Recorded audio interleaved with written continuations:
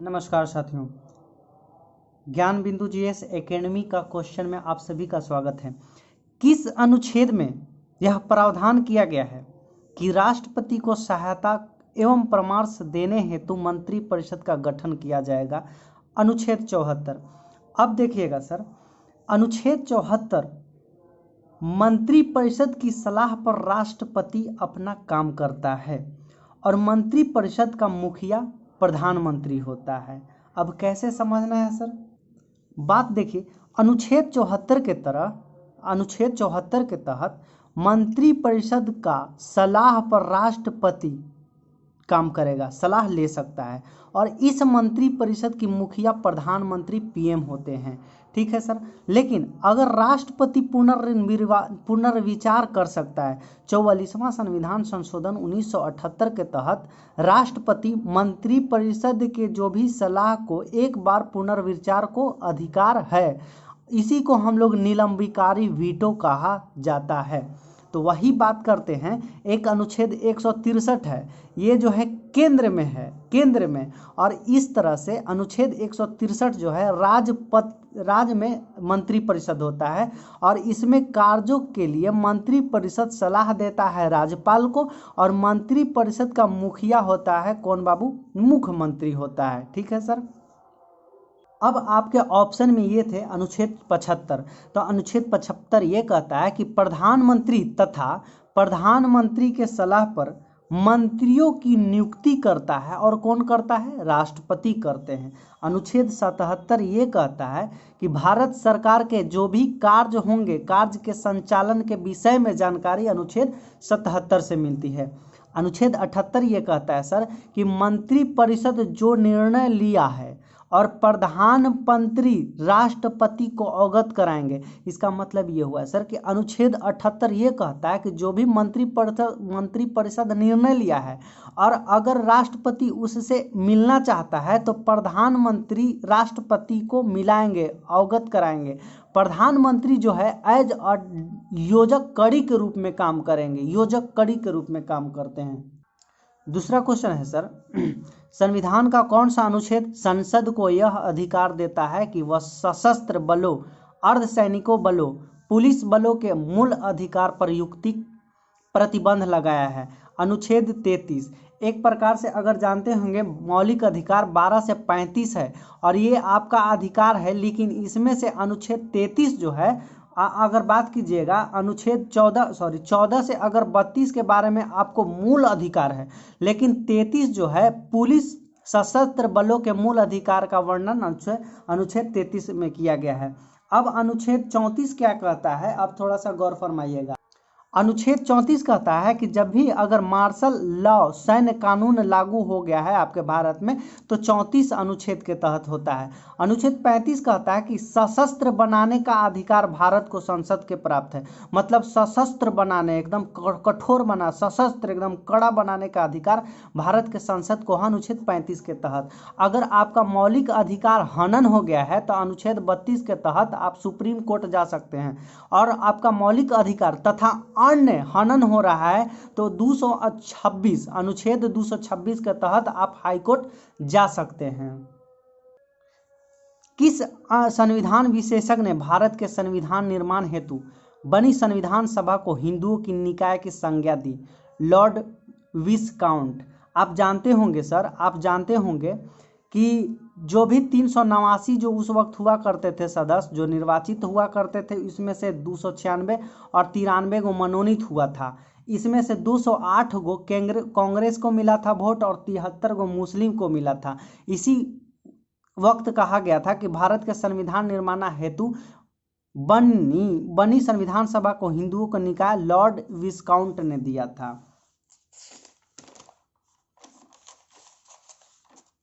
अगला क्वेश्चन है सर, संविधान के तहत किस उपबंध में संशोधन संसद के साधारण बहुमत द्वारा किया जा सकता है? तो देखिए, संविधान संशोधन अनुच्छेद 368 कहता है और ये 3 तरह से संविधान में संशोधन किया जाता है। पहला साधारण बहुमत, दूसरा विशेष बहुमत, तीसरा विशेष तथा आधे बहुमत से। लेकिन जो भी साधारण बहुमत से अगर पेश हुआ करता है तो माना जाता है कि संशोधन नहीं हुआ है। लेकिन विशेष बहुमत और विशेष तथा आधे बहुमत से पारित होता है तो माना जाता है कि वो संशोधन हो गया है। तो इसमें से आप मौलिक अधिकार को अगर बात करते हैं तो मौलिक अधिकार में आता है आपको संशोधन नहीं। नए राज्यों का प्रवेश या गठन, ये आपको अगर बात कीजिएगा तो आपको साधारण बहुमत द्वारा नहीं किया जा सकता, पूछा है, नहीं किया जाता है। तो ये किया जाता है साधारण बहुमत से कर सकते हैं। राज्य विधान परिषद का निर्माण या समाप्ति ये साधारण बहुमत से कर सकते हैं। संसद सदस्यों के वेतन एवं भत्ते में साधारण बहुमत से हो जाता है। लेकिन राज्य के नीति निर्देशक तत्व साधारण बहुमत से पेश नहीं किया जाता है, ये विशेष बहुमत से पेश किया जाता है। Option number D is the correct answer. अगला क्वेश्चन है सर, व्हिप के संबंध में दिए गए कथनों पर विचार कीजिए। देखिए व्हिप की अगर बात करते हैं ना, व्हिप तो व्हिप जो है एक संविधान शब्द में नहीं है, व्हिप संविधान में नहीं है और ये पार्टी का होता है, यानी कि लोकसभा या राज्यसभा दोनों में होता है, व्हिप होता है। और व्हिप का मतलब होता है कि देख रेख करना। बीजेपी में भी होता है व्हिप और राज्यसभा में भी होता है, कांग्रेस में होता है, एनसीपी में होता है, बीएसपी में, सभी में, विपक्ष पार्टी में भी होता है व्हिप। तो दिखा गया कि व्हिप या सचेतक पद का उल्लेख भारत का संविधान में नहीं है, हमने अभी बताया। संसद के मुख्य विपक्षी दल का संसद में अपना व्हिप होता है, ठीक है। व्हिप पर यह जिम्मेदारी होती है कि वह संसद में सदस्यों के व्यवहार पर नजर रखें। हाँ बिल्कुल देख रेख करता है। तो आपका ऑप्शन 1, 2, 3 तीनों हो जाएगा आंसर। अगला क्वेश्चन है सर कि संघ लोक सेवा आयोग तथा राज्य लोक सेवा आयोग का गठन सीधे संविधान द्वारा किया जाता है। बिल्कुल सर, बिल्कुल। ये अनुच्छेद 315 ये कहता है कि भारत के एक संघ लोक सेवा और प्रत्येक राज्य में राज्य लोक सेवा का गठन होना चाहिए। दूसरा कहता कथन कि संयुक्त राज्य लोक सेवा आयोग का गठन राज्य विधानमंडल के आग्रह पर संसद द्वारा किया जाता है। बिल्कुल सर, आपका कथन 1, कथन 2 दोनों सही है। All India Trinamool Congress AITC का चुनाव क्या था? तो फूल एवं घास था। ये कांग्रेस AITC कांग्रेस ही का पार्टी था जो कि 1 जनवरी 1998 ईस्वी में जिसका संस्थापक ममता बनर्जी ने किया था, अलग हो गया था। अगला क्वेश्चन है सर कि सर्वोच्च न्यायालय ने किस वर्ष चुनाव आयोग को EVM एवं मत पत्र में उपरोक्त में से कोई नहीं नोटा का प्रावधान किया गया? इसका मतलब कोई भी आपको उम्मीदवार पसंद नहीं आए तो उसको नोटा दबा दीजिए। तो 2013 में ये किया गया था। अगला क्वेश्चन है सर कि 1993 में पारित मानवाधिकार संरक्षण अधिनियम में किस वर्ष संशोधन किया गया? 2006 में किया गया था और 2019 में किया गया था। आपके ऑप्शन में 2006 है तो 6 आंसर हो जाएगा। पहली बार 2006 में और आखिरी बार 2019 में किया गया था। अगला क्वेश्चन है सर कि नगर पालिका विधेयक संबंधी 74वां संविधान संशोधन अधिनियम के किसके शासनकाल में पारित हुआ?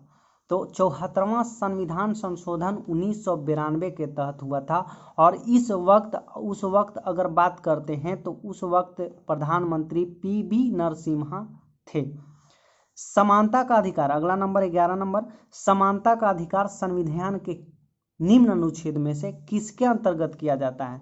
तो आप जानते होंगे समानता का अधिकार 14 से 18 है और 14 से 18 इसका मतलब 14, 15, 16 ये तीनों हो जाएगा, 2, 3, 4 हो जाएगा। अनुच्छेद 16 कहता है अवसर की समानता। अगर बात करते हैं मौलिक अधिकार में समानता का अधिकार 14 से 18, स्वतंत्रता का अधिकार 19 से 22 और शोषण के विरुद्ध अधिकार 23 और 24, धार्मिक स्वतंत्रता का अधिकार 25 से 28 और शिक्षा का अधिकार 29 से 30 और संविधान उपचारों का अधिकार अनुच्छेद 32 है। एक बार फिर से, समानता का अधिकार 14 से 18, स्वतंत्रता का अधिकार 19 से 22, शोषण के विरुद्ध का अधिकार 23 और 24, धार्मिक स्वतंत्रता का अधिकार 25 से 28, शिक्षा का स्वतंत्रता का अधिकार 29 से 30 और संवैधानिक उपचारों का अधिकार अनुच्छेद 32। ये 32 है, ये सारा अनुच्छेद है। अगला क्वेश्चन है सर कि कार्यपालिका को नियंत्रित करने संबंधित निम्नलिखित में से कौन सा अधिकार केवल विधानसभा को है, विधान परिषद को नहीं? तो आपका ऑप्शन नंबर डी हो जाएगा आंसर। मंत्रिमंडल के विरोध में अविश्वास का प्रस्ताव पारित करने का अधिकार रहता है। 13 नंबर है सर कि राज्यपाल के पद पर नियुक्त के लिए 35 वर्ष का होना अनिवार्य है। किसने कहा था कि राजनीतिक कानून तौर पर यह स्पष्ट करती है कि हमें क्या करना चाहिए और क्या नहीं? ये अरस्तु ने कहा था कि हमें क्या करना है और क्या नहीं। क्वेश्चन है सर कि पंचायत समिति में, जो भी बिहार में पंचायत समिति का चुनाव होगा, प्रत्येक निर्वाचित सदस्य कितनी जनसंख्या का प्रतिनिधित्व करता है? तो 5000। निम्नलिखित में से कौन सी एक ऋग्वेदित आर्यों की लक्षणिक विशेषता नहीं है? तो देखिए, वे अश्वों, रथों और कांस के उपयोग से परिचित थे। वे गौ से परिचित थे, जो संपत्ति का सर्वाधिक महत्वपूर्ण रूप थी। वे ताम्र और आधुनिक हल फाल के उपयोग से परिचित थे। वे लोहे का उपयोग से परिचित थे। अब देखते हैं क्या है माजरा। अगर आप पढ़िएगा वैदिक काल, तो इसमें वैदिक काल को 1500 ईसा पूर्व से 600 ईसा पूर्व में रख दिया गया है। दो भाग में टूट जाता है, सबसे पहले ऋग्वेद और उत्तर वैदिक। ऋग्वेद का कार्यकाल 1500 बीसी से लेकर 1000 बीसी और उत्तर वैदिक को 1080 से बीसी 600 बीसी। अगर जानकारी इसका ऋग्वेद में मिलता है और उत्तर वैदिक का जानकारी यजुर्वेद, सामवेद, अथर्ववेद, इसमें तीनों में मिलता है। इसमें ऋग्वेद का लोकप्रिय, यानी कि ऋग्वेद का लोकप्रिय इंद्र था और इसमें सबसे उत्तर वैदिक में सबसे लोकप्रिय प्रजापति था। अगर बात करते हैं तो वैदिक काल में लोहा से परिचित नहीं थे। और जिसमें राजा कैसे होता था, जिसमें मतलब जिसके गाय ज़्यादा रहता था वो राजा रहता था। अगर गाय को हत्या कर दीजिएगा तो आपको मृत्यु दंड का सामना करना पड़ेगा, मृत्यु दंड, फांसी हो जाएगी। अगर एक इंसान को हत्या कर दीजिएगा और 100 गो राजा के गाय दे दीजिएगा तो आपकी माफ़ी हो सकती थी। आपका ऑप्शन नंबर डी, क्योंकि हमने बताया कि उसमें लोहे का परिचित नहीं थे, तो वे लोहे के उपयोग से परिचित थे कह रहे हैं, तो नहीं थे बाबा, और आपसे पूछ ही रहा है कि नहीं है, तो option number D is the correct answer हो जाएगा। क्वेश्चन है सर कि जैन धर्म के तीर्थंकर महावीर स्वामी के संबंध में विचार कीजिए। महावीर का मूल नाम वर्धमान था, बिल्कुल सही है। महावीर का जन्म जांत्रिक नाम क्षेत्रीय गोत्र में हुआ था, तो आपको सही है। महावीर की मृत्यु कुशीनगर या कुशीनगर में न हुआ, ये गलत है। आपका 1 और 2 सही हो जाएगा। अब देखिए, अगर हम बात करते हैं महावीर स्वामी का, तो महावीर स्वामी का जन्म 540 ईसा पूर्व में कुंड ग्राम, वैशाली के कुंड ग्राम में हुआ था। इन्होंने 30 वर्ष की अवस्था में अपनी घर को गृह त्याग दिया और इनका मूल नाम था वर्धमान, जो कि 12 वर्ष के लिए कठोर तपस्या किए थे। इनका निधन की बात करते हैं तो 468 ईसा पूर्व में बिहार के राजगीर में पावापुरी में इनका मृत्यु हो गया था। किस वंश के शासकों ने सर्वप्रथम ब्राह्मणों एवं बौद्ध भिक्षुओं को कर मुक्त भूमि या गांव देने का प्रथा आरंभ किया? आपका option number 7 c is the correct, Satavahana. और सातवाहन ने सीसा का सिक्का चलाया, सीसा का सिक्का ही चलाया। ये मौर्य वंश के अनुयायी थे। अगला नंबर, प्रथम भारतीय ग्रंथ कौन है जिसका अनुवाद यूरोपीय भाषा में हुआ था? तो यूरोपीय भाषा यानी अंग्रेजी में हुआ था अभिज्ञान ज्ञान शकुंतलम का। कुमार संभवम का रचयिता कालिदास हैं। और अगर बात करते हैं कामसूत्र का रचयिता वात्स्यायन है। और अभिज्ञान शाकुंतलम आपका आंसर है, और इनका इंग्लिश में अनुवाद विलियम जोन्स ने किया था। कौन किया था? विलियम जोन्स ने किया था। अगला नंबर, प्रसिद्ध दक्षिण भारतीय शासक कृष्णदेव राय ने किसके द्वारा किस मंदिर का निर्माण नहीं करवाया गया था? तो आपकी मीनाक्षी मंदिर की अगर बात करते हैं तो ये तमिलनाडु के मदुरई में स्थित है। लेकिन कृष्ण स्वामी मंदिर, विट्ठल स्वामी मंदिर, हजारा स्वामी मंदिर, ये कृष्ण देव राय ने ही बनवाया था, मीनाक्षी मंदिर नहीं बनाया था। इसलिए आपका डी इज द आंसर हो जाएगा। क्वेश्चन है सर कि मध्यकालीन भारत राजाओं के संदर्भ में निम्नलिखित में से कौन सा कथन सही है? बलबन ने अपनी सेना के घोड़े दागने की पद्धति शुरू की थी? नहीं, घोड़े दागने की पद्धति अलाउद्दीन खिलजी ने शुरुआत किया था। अगला स्टेटमेंट है कि अलाउद्दीन खिलजी में एक अलग विभाग दीवाने आरीज की स्थापना की थी? तो बिल्कुल नहीं, ये अलाउद्दीन खिलजी ने नहीं किया था, ये तो बलबन ने किया था। ठीक है, अगला नंबर, महमूद बिन तुगलक के बाद दिल्ली के गद्दी पर उसका चाचा बैठा? नहीं, ये भी नहीं, इसका चचेरा भाई बैठा था, क्योंकि मोहम्मद बिन तुगलक का एक भी संतान नहीं था, तो इसका चचेरा भाई फिरोज शाह तुगलक बैठा था।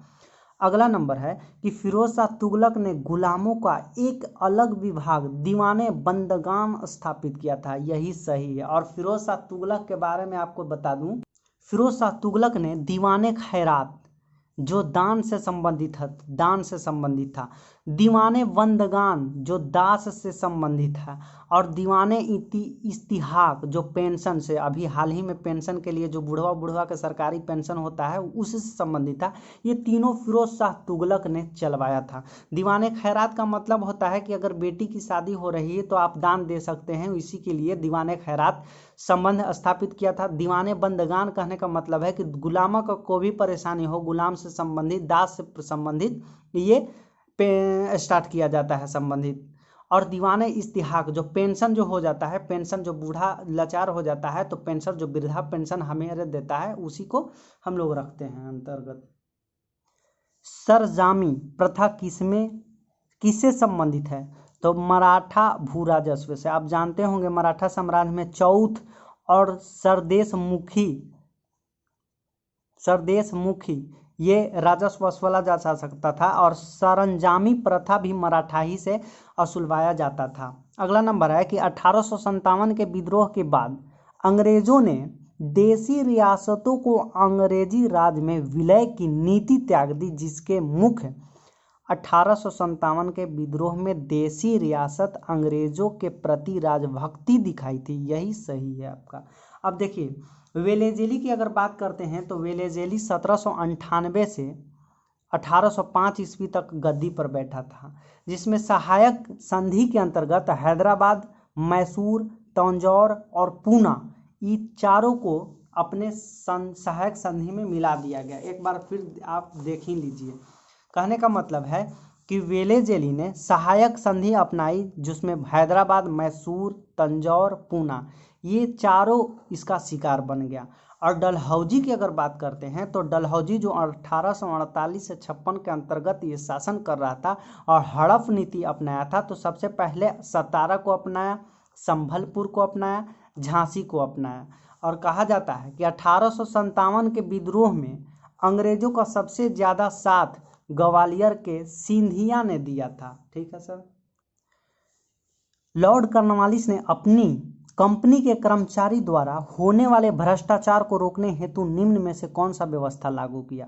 तो लॉर्ड कॉर्नवालिस ने कर्मचारी के वेतन में वृद्धि भी कर दी थी, कर्मचारी को निजी व्यापार पर पूर्ण प्रतिबंध भी कर दिया था, वरिष्ठ के आधार पर तरक्की दिए जाने की व्यवस्था भी की, यानी कि आप जिस हिसाब से काम कीजिएगा उसी हिसाब से आपको तरक्की दिया जाएगा। ये लॉर्ड कॉर्नवालिस, यानी तीनों के तीनों स्टेटमेंट सही है।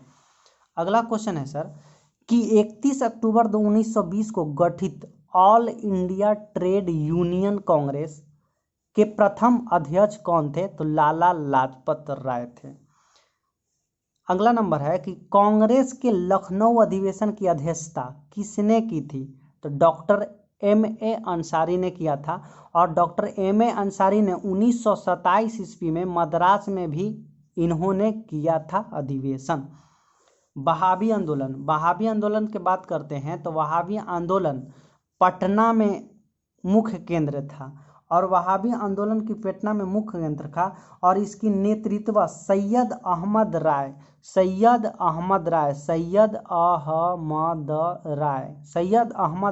बरेलवी ने किया था। इस आंदोलन को कौन दबाया था? तो एल्गिन प्रथम ने दबाया था। कौन? एल्गिन प्रथम ने दबाया था। वहाबी आंदोलन मुख्य केंद्र पटना में था। सैयद अहमद राय बरेलवी ये स्थापना किया था और एल्गिन प्रथम ने इसको दबा दिया था।